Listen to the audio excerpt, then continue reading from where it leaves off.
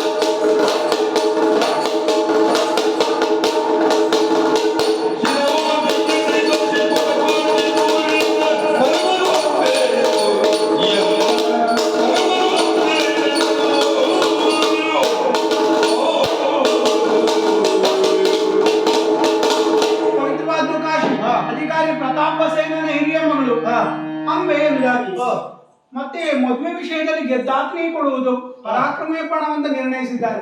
ಧಾರಣೀಶರೆಲ್ಲ ಬರ್ತಾರಲ್ಲ.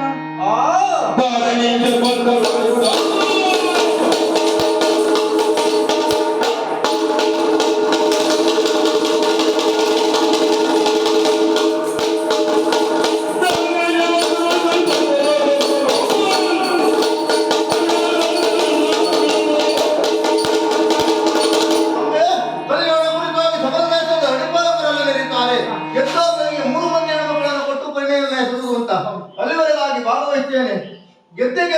ಇದ್ಯಾವುದು ಒಮ್ಮೆ ನನ್ನ ಪಾಲಿಗೆ ಸೋದಾಯಿತು ಅಂತ ಆದ್ರೆ ನಿಮ್ಮ ನಾನು ಓಲೈಸ್ತೇನೆ. ಖಂಡಿತ ನನ್ನನ್ನು ಓಲೈಸ್ತೇಲ್ವಾ?